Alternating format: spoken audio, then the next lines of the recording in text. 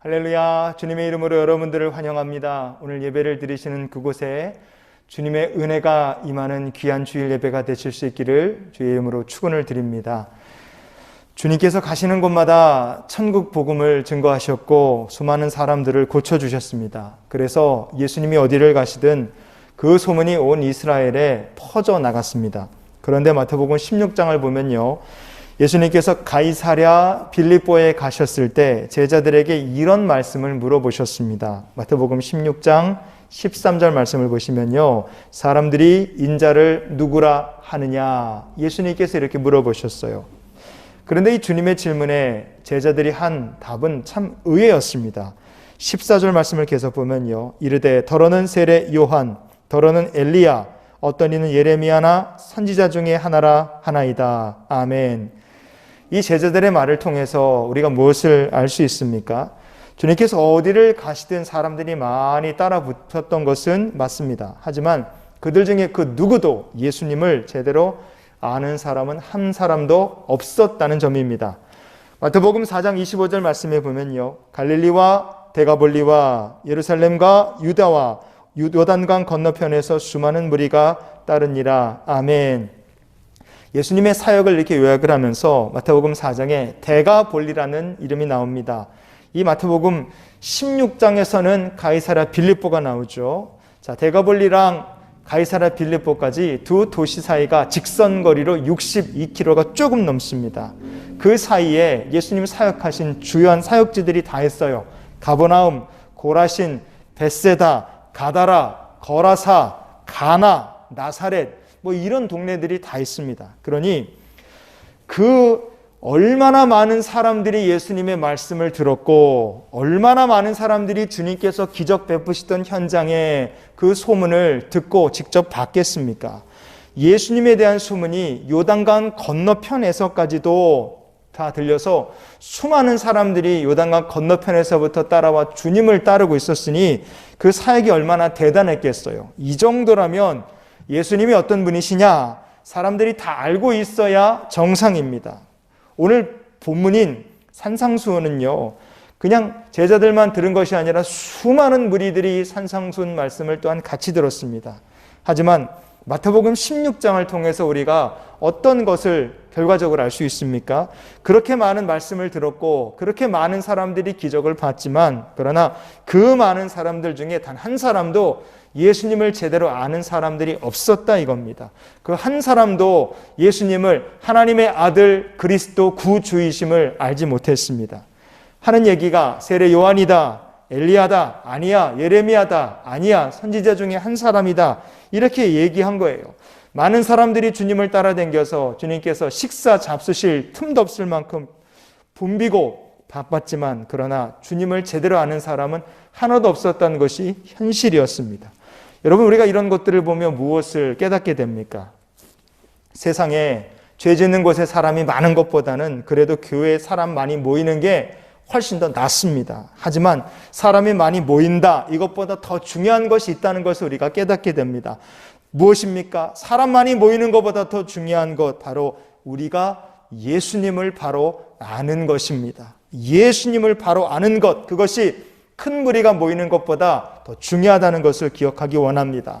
복음서에는요, 큰 무리라는 표현이 23번 나옵니다. NIV 성경 보면 large crowd라고 되어 있어요. 28번 나옵니다. 번역의 차이겠죠. 그러나 복음서에는 꽤 많이 예수님께서 어디를 가시든 큰 무리가 따라 붙었다는 표현을 우리가 볼 수 있어요. 그런데 이 큰 무리가 나중에 어떻게 됐느냐 이겁니다. 요한복음 6장 66절 67절을 보시면요, 그때부터 그의 제자 중에서 많은 사람이 떠나가고 다시 그와 함께 다니지 아니하더라. 예수께서 12 제자에게 이르시되 너희도 가려느냐. 아멘. 12 제자를 제외하고는 그 많은 사람들, 큰 무리는 결국 나중에 예수님을 다 떠나버리고 말았습니다. 그들이 왜 주님을 떠났겠습니까? 이 사람들이 말씀과 은혜를 사모해서 주님을 따른 것이 아니었기 때문에 그렇습니다. 큰 무리 중에는요, 구경꾼들도 있었을 겁니다. 큰 무리 중에는 떡을 얻어먹었기 때문에 예수님을 따라 다니던 사람들도 있었습니다. 큰 무리 중에는요, 또 병고침을 원해서 아니면 뭐 바라는 것이 따로 있어서 주님을 따라다니는 사람들도 있었습니다. 여러분, 우리는 은혜를 그리고 말씀을 사모하기 때문에 교회에 모이고 주님을 따라가는 성도가 될 수 있기를 원합니다. 만약에 우리가 다른 목적으로 교회에 모인다면 아무리 사람들이 교회에 많이 모인들 하나님의 영광이 드러나거나 복음의 능력이 나타나는 일은 없다는 것을 우리가 잊지 않았으면 좋겠습니다. 우리가 다른 목적을 가지고 교회에 모인다면 예배당이 터져나가도록 사람이 미어 터진다 할지라도 복음의 능력이 나타나긴 고사하고 오히려 싸움과 마귀 역사가 나타날 수 있으니 하나님과 상관없이 모이는 것이 아니라 주님을 바로 알고 예수님 안에서 모이는 믿음의 성도들이 되고 믿음의 교회가 될 수 있기를 원합니다. 그러니 우리가 이런 생각 때문에 더욱더 소망해야 될 것이 무엇이겠습니까? 하나님의 말씀과 은혜를 사모하여서 성전에 모이는 성도가 될 수 있기를 소망하는 저와 여러분이 될 수 있기를 원합니다. 그런 사람들이 바로 거듭난 성도입니다. 우리는 예수님 믿어서 죄사함 받았고 구원을 얻었습니다. 이제 하나님의 은혜를 받아서 새 사람이 됐어요. 새 사람이 되었으니 하나님의 영광을 위해 우리는 살아야 됩니다. 하나님을 기쁘시게 하는 삶을 소망해야 됩니다. 그렇게 사는 것이 가장 복된 인생이라는 것을 우리가 깨달아 이제는 알았기 때문입니다. 그러니 참으로 복된 인생을 살기 위해서 우리가 기억해야 될 것이 무엇이겠습니까? 심령이 가난한 자가 되게 해 주시옵소서. 오늘 말씀처럼 이런 소망을 간직하는 우리가 되기를 원합니다. 마태복음 5장 3절 말씀을 다시 보시면요, 심령이 가난한 자는 복이 있나니 천국이 그들의 것임이요. 아멘. 여기서 우리가 눈여겨보기 원하는 것은 가난하다 이렇게 번역된 헬라어 푸토소이라는 말입니다. 이 말은요, 어떤 수준의 가난함을 말하는 것일까? 이 사람이 집도 절도 아무것도 없다 그러잖아요. 집도 없고 먹을 것도 없습니다. 그래서 구걸을 해야지만 살 수 있을 정도의 그런 가난한 수준입니다. 그런데 주님께서 이런 가난을 어디에 붙이셨습니까? 심령이라는 말에 갖다가 붙이셨어요. 즉 심령이 가난한 자는 복이 있다는 이 말씀은요, 물질적으로 가난한 사람이 복이 있다는 뜻으로 주님께서 하신 말씀이 아니라는 겁니다. 만약에 예수님께서 먹을 것이 없어서 쫄쫄 굶고 구걸을 하고 가난하게 사는 사람을 가리켜 복이 있다 그렇게 하셨다면 아마도 저 북한 땅이 세상에서 제일 복받은 나라 중에 하나일지 모릅니다. 그러나 예수님께서 그런 식으로 말씀하신 것은 아니죠. 우리는 성경에서 가난에 대해 이런 말씀을 찾을 수 있습니다. 고린도후서 8장 9절 말씀을 보시면요, 우리 주 예수 그리스도의 은혜를 너희가 알거니와 부요하신 이로써 너희를 위하여 가난하게 되심은 그의 가난함으로 말미암아 너희를 부요하게 하려 하심이라. 아멘. 예수님께서 우리의 죄를 사하시기 위해서 십자가에 달려 죽으셨습니다. 그런데 고린도 후서에서 주님은 부요하신데 왜 가난을 짊어지셨을까? 그 이유를 우리에게 말해줍니다. 오병이어의 기적도 행하실 수 있는 분이 주님이신데 왜 주님께서 가난을 짊어지셨겠습니까? 성경은 너희를 부요하게 하려 하심이라. 우리를 부요하게 하시려고 예수님께서 가난의 저주까지 짊어지고 십자가에 달려 죽으신 줄 믿으시기 바랍니다. 그러니 혹시 아직 부요하지 못하다면 영적으로 이런 것들을 한번 생각하고 점검해 보실 수 있기를 바랍니다. 첫 번째, 내가 혹시 이거 하나님보다 돈, 물질을 더 사랑하는 것 아닌가, 그런 마음이 우리 안에 있는지 점검해 봐야 됩니다. 두 번째, 만약 하나님께서 내게 물질을 주셨다 그러면 그 물질을 올바르게 제대로 쓸 수 있는 믿음이 나에게 있을까 아니면 없을까, 이것을 또한 점검해 봐야 됩니다. 세 번째, 혹시 하나님께서 축복을 주시기를 원하시는데 내게 그 축복이 오지 못하도록 가로막고 있는 죄가 내 안에 있는가, 아니면 불순종이 내 안에 있는가, 교만이 내 안에 있는가, 우리가 이런 것들을 또한 잘 점검해 볼 수 있기 원합니다. 하나님께서 우리가 부유케 되기를 원하십니다. 그런데 하나님의 복 받기 전에 우리가 부유해지지 못하도록 가로막고 있는 것이 있다면 이런 거 잘 점검해 보는 저 여러분 될 수 있기를 원합니다. 그래야지만 그냥 가난한 자가 아니라 심령이 가난한 성도가 될 수 있기 때문에 그렇습니다. 왜냐하면 하나님께서 예수님의 백성들이 부유해지기를 원하시기 때문에 그래요. 우리는 축복을 받아서 나누고 베풀고 하나님의 복을 흘려보내는 축복의 통로로 살아야 됩니다. 그렇게 나누고 베푸는 삶을 통해 우리의 삶을 통해 복음이 증거될 수 있기 때문에 그렇습니다. 그래서 너희를 부유하게 하려 하심이라, 이 말씀 딱 붙들고 복을 받기를 사모하고 복의 통로가 되기를 소망하는 귀한 성도들 되실 수 있기를 원합니다. 그래서 우리가 더욱더 심령이 가난한 자가 되어야 되는 거예요. 그러면 구체적으로 심령이 가난한 자라는 것은 어떤 의미겠습니까? 첫째로 작은 것에도 하나님께 감사하는 마음을 갖는 것입니다. 배고파서 구걸하는 사람이 비싸고 좋은 거 가릴 새가 어디 있겠습니까? 맛있는 거 맛없는 거 가리지 않습니다. 그저 그냥 주면은 감사한 거죠. 여러분 심령 영적으로 똑같이 적용해 볼 수 있습니다. 우리가 하나님 주신 아무리 지극히 작은 것이라 할지라도 하나님 감사합니다. 감사한 마음으로 가득하면 바로 그 성도가 심령이 가난한 성도인 줄 믿으시기 바랍니다. 최근에 한 집사님 등록 신방을 했습니다.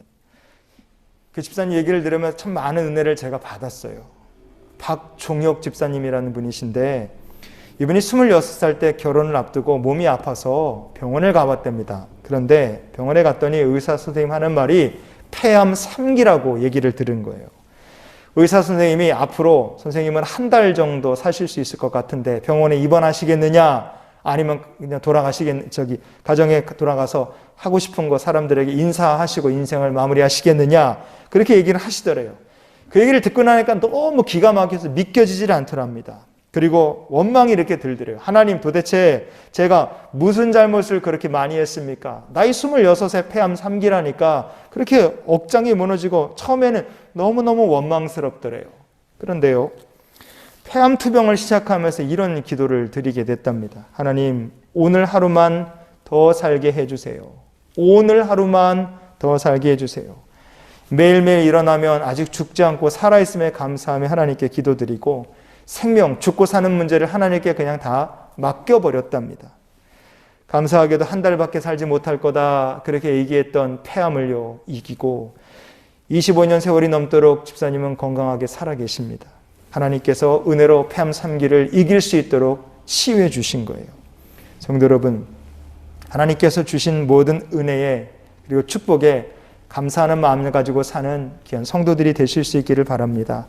작은 것 하나라도 감사할 수 있는 마음, 이런 마음 가지고 하나님을 섬기고 이런 마음 가지고 하나님께 감사하며 사는 사람이 심령이 가난한 자인 줄 믿습니다. 이런 성도에겐 하나님께서 반드시 그 삶에 더 귀한 축복을 더하여 주실 줄 믿습니다. 두 번째로, 심령이 가난하다는 것은 어떤 의미겠습니까? 겸손한 마음을 갖는 것입니다. 가난하다는 헬라어 푸토소이라는 말이 먹을 것이 아예 없어서 구걸을 해야 하는 수준의 가난이라는 것을 앞서 말씀드렸습니다. 구걸을 해야 하는 입장이라면 교만을 부릴 처지가 아닙니다. 겸손할 수밖에 없어요.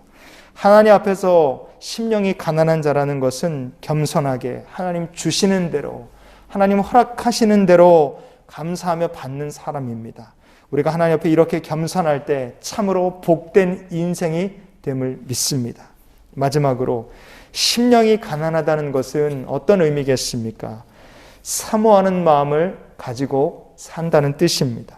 뭘 사모해야 됩니까? 하나님의 말씀, 하나님의 은혜를 사모하는 겁니다. 제가 대학교 3학년 때였어요. 어느 날 집에서 이렇게 짜파게티를 끓여 먹으려고 했어요. 근데 집에 막내 동생 이제 있어서 물어봤어요. 야, 너도 같이 짜파게티 먹을래? 그랬더니 오케이 그러는 거예요. 그래갖고 둘이서 먹으려고 짜파게티 5봉다리를 뜯었습니다. 그릇에 딱 물 올리고 가스레인지에 올려서 불 켜고, 그리고 이제 화장실에 잠깐 갔다가 딱 왔어요. 그랬더니 식탁 위에 짜파게티 4개가, 봉지 뜯어놓은 짜파게티 4개가 이렇게 또 있는 거예요. 착한 동생이 형 라면 만드는데 하라고 미리 다 뜯어놓은 거예요. 그래갖고 보니까 이거 9봉다리를 뜯어놓은 겁니다. 순간 고민해서 이거 어떡할까? 그러다가 다 먹자, 그리고 그냥 9개를 다 넣어서 이제 끓였어요. 이게 봉다리로 9개가 있을 때는 잘 몰랐는데 다 뜯어서 이렇게 끓이니까요, 이게 부피가 어마어마하게 불어나는 거예요. 저랑 동생 2사람 앉아갖고 짜파게티 9봉다리를 둘이 앉아서 꾸역꾸역 다 먹었습니다. 근데 이렇게 막 남자들이니까 막 빨리 먹었잖아요. 좀 아쉬운데 이게 건더기가 많이 남아있으니까 그 건더기 스프가 많잖아요. 그래서 남아있으니까 이거 밥 비벼 먹더라도 밥 한 공기 넣어서 이제 뚝딱 그것까지 다 먹은 거예요. 거기까지는 좋았어요. 어떻게든 다 먹었는데 이게 시간이 지나니까 뱃속에서 면이 불기 시작하는 거예요. 야, 나중에는 아주 그냥 배가 터질 것 같을 만큼 너무 배가 불러서 죽을 것 같은 거예요. 제가 짜장면을 무지하게 좋아하는데 그날 이후로 정말 한동안 라면, 짜장면, 우동 이런 거 안 먹었습니다.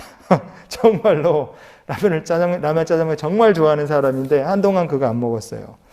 여러분 한번 생각해 보십시오. 여러분이 점심에 만약에 라면 5봉다리를 끓여 먹었다. 그러나 뒤돌은 다음에 저녁에 또 짜장면 먹어야지 그런 생각을 여러분 하실 수 있겠어요? 이게 그런 마음 먹기가 쉽지 않습니다. 심령이 배부른 사람이 된다. 이것은요, 말씀에 무관심해질 수밖에 없다는 것을 뜻합니다. 내 배가 부른데 사모하는 마음이 생기겠어요? 배가 불러 죽을 것 같은데 라면을 또 먹고 싶다, 뭐 다른 걸 또 먹고 싶다, 그런 생각 가지지 못하지 않습니까? 영적으로 똑같습니다. 내 배가 불러서 지금 사모하는 마음이 없으면 예배가 제대로 되겠습니까? 예배 제대로 못 드립니다. 당연히 예배 형식적으로 드릴 수밖에 없어요. 말씀 사모하지 않게 됩니다. 심령 배부른 상태가 되면 결국 그 사람은요, 은혜를 받기가 쉽지 않게 되는 것입니다. 하지만 심령이 가난하다면 얘기가 달라집니다. 복음을 사모하게 돼 있어요. 하나님의 은혜 받기를 사모할 수밖에 없습니다. 내 영혼이 줄이고 내 심령이 목마른데 어떻게 하나님의 말씀과 은혜를 사모하지 않을 수 있겠습니까? 이런 사람들은 작은 은혜에도 감사하고 겸손하게 하나님의 은혜를 사모하며 삽니다. 그렇기 때문에 하나님께서 이 땅을 사는 동안도 천국을 맛보는 인생을 그 성도에게 더해 주실 줄 믿습니다. 결국은 사모하는 성도가 천국을 이 땅에서 맛보며 살 수 있는 거예요. 여러분, 오늘 말씀을 정리해 볼까요? 예수님의 산상수훈은 많은 사람들이 들은 말씀입니다. 그러나 그들 중에서 예수님을 끝까지 따라온 사람들은 아주 소수에 불과했습니다. 왜 그랬을까요? 거기 있던 그 많은 사람들 중에 거의 대부분은 심령이 가난한 자들이 아니었기 때문에 그렇습니다. 심령이 배부른 사람들이 아무리 많이 모인들 하나님의 역사는 나타나지 않습니다. 심령이 배부른 사람들이 교회에 미어 터지도록 모여도 하나님께서 영광을 받으실 수 없습니다. 그러나 심령이 가난한 성도가 있는 그곳에 하나님의 은혜가 나타나고 복음의 능력이 나타나게 될 줄 믿습니다. 오늘 본문 말씀 마태복음 5장 3절 다시 읽어봅니다. 심령이 가난한 자는 복이 있나니 천국이 그들의 것임이요. 아멘. 심령이 가난한 자가 천국을 축복으로 받게 될 줄 믿습니다. 그러니 우리 모두가 항상 심령이 가난한 자, 하나님의 은혜에 목마르고 배고픈 자가 되어서 주님을 사모하는 성도가 될 수 있기를 원합니다. 이번 한 주간도 주님 날마다 심령이 가난한 자로 살고 천국을 맛보며 살게 해 주시옵소서. 복된 삶을 소망하고 복된 삶을 누리는 저 여러분 될 수 있기를 예수님의 이름으로 축원을 드립니다. 기도하시겠습니다. 전능하신 아버지 하나님, 이번 한 주간도 심령이 가난한 자가 되어 우리 주님의 은혜를 사모하고 감사하며 사는 우리 모두가 되게 인도해 주시옵소서. 그리고 오늘 주님 앞에 예물을 구별해 드린 모든 성도들 드린 예물 받으시고 하나님 주님을 사모하며 드린 이 귀한 예물 하나님의 나라 영광을 위해 귀하고 복되게 사용하시며 우리의 삶에 쌓을 것이 없도록 주님께서 복 주시는 믿음의 귀한 성도들이 다 되게 하여 주시옵소서.